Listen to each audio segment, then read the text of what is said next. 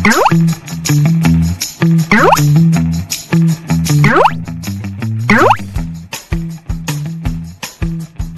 mga katek!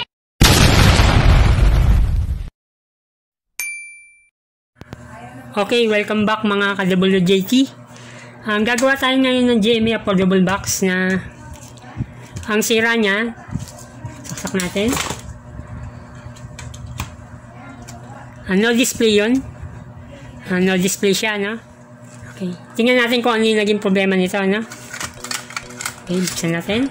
Check natin yung pinaka-cord kung okay naman siya. Set tayo ng buzzer. Yan. Okay naman yung kanyang cord. Okay, mag-check tayo ng voltage muna para malaman natin kung saan siya nanggaling. Ito, papakita natin, ha.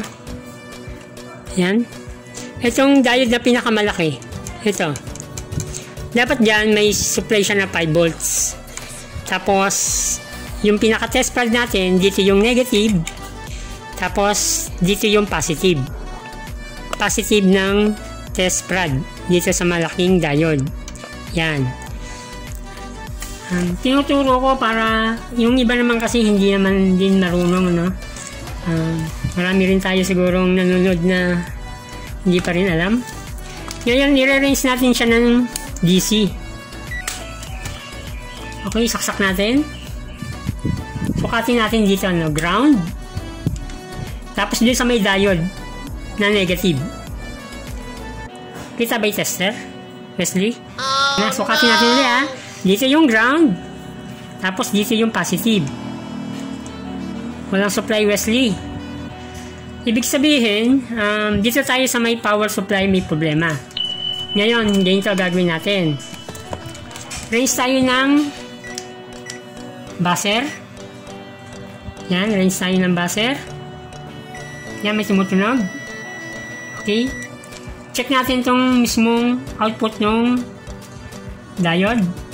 Kung shorted. Yan, hindi naman. Okay.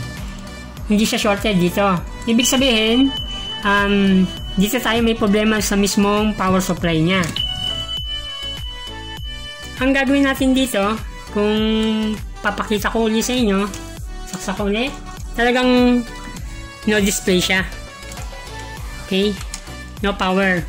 Ang sabi kasi ng may-ari may pumutok daw dito eh. Bumigay niya yung pinaka fuse niya.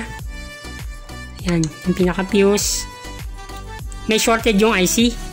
Kung makikita nga natin yan, parang may ano na sa loob. Yan, parang may mga itim-itim na. Yan, parang may nasunog na dyan. Mga nanonood, hindi nga kayang i-repair ito. Itong circuitong to. Sa mga technician, pwede nilang gamitan ng 4 wires o di kaya i-repair. Kami, kaya namin. Pero bigyan ko kayo ng pinakamadali. Kasi yung mga nanonood nga sa atin ay hindi naman lahat marunong. Yung pinakasimple nito, kung makikita nga natin, dito sa mismong pinakamalaking diode, yan yung kanyang 5 volts na supply. Ngayon, dito tayo yung magtatap tapos papuntang ground. Ngayon may papakita akong adapter kung ano gagamitin natin. Ang kailangan natin yung adapter na 5 volts. Yan, ito 2 ampere lang to. Pero kung merong 3, mas maganda yon. Okay, ang gagawin kasi natin dito yung parang sa yung black box ng ABS-CBN. May di adapter na siya. Yan. Parang ganito yung gagawin natin dito. Kasi itong circuito na to, dito sa affordable box, built-in power supply na siya. Yung adapter na to, ito yung nakakabit dyan. Yan, yung nakahiwalay na yan. Yung circuito na yan, yung laman nito. Ngayon, ang gagawin lang natin, itong circuitong to, ay i-disable natin. Ngayon, adapter lang ang gagamitin natin. Itong adapter. Itong cord niya, aalisin na natin. Ito, wala nang gamit to. Hindi na natin gagamitin to. Ngayon, pinaka-adapter ang gagamitin natin. Ano? Ito, DC jack na kasya dito. Mura lang naman din to. Ito, pagka binili natin, wala pang ang 200 eh. Yung ganito. Kaysa i-repair to. Pag ni-repair mo yan, halos ganun din. Tapos mahihirapan ka pa. Yung adapter, ang pinakamadali. Saksak ko muna para maintindihan nyo ha. Sasaksak ko. Tapos i-range tayo ng DC. Para makita nyo.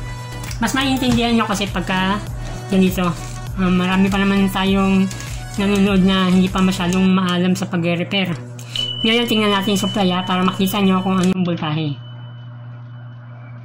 Okay, may 5.3. 5 volts yan. Okay? 5 volts. Ngayon, itatap natin dito. Ito. Dito tayo magtatap sa ground. Yung negative. Okay? Hinang natin dito ha. Kahit dito na lang para hindi kayo mahirapan. Para hindi nyo na binubuksan. Pagka ganyan ang sira. Okay? Tapos, hinang natin dito.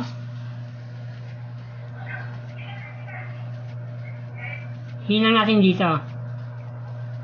Sa body niya. Dito sa may tuner. Yan, dito sa may tuner. Para maintindihan nyo. Tapos, yung positive.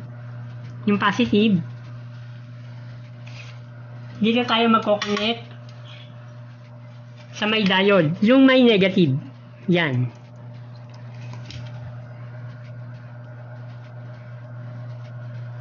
Okay. Ito na yung pinakamadali. Kaysa i-repair yun. Okay.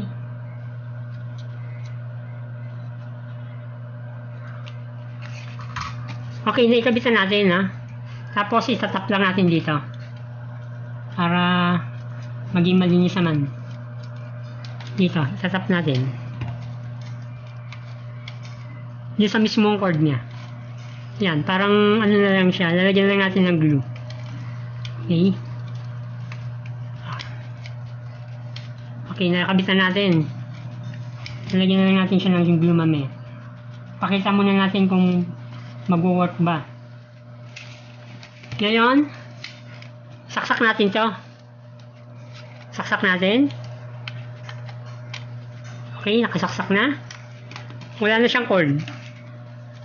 Tingnan natin kung gagana.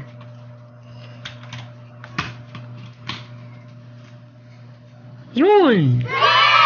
Oh, okay na, nabuhay. Kita? Ibig sabihin,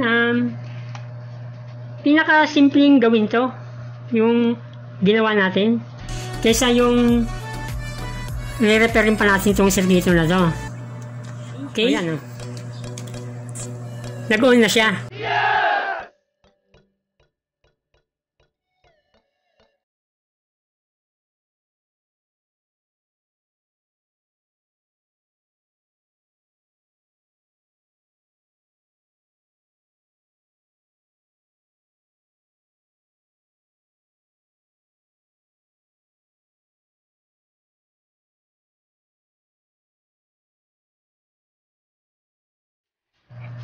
Yung sa mga magulang na gustong gumawa nito, dapat medyo nakakaintindi rin kayo. Kung hindi naman kayo marunong, pagawa nyo na lang sa mas nakakaalam. Okay? Salamat po sa panonood. Subscribe nyo na po para updated po kayo sa aming video. Salamat po.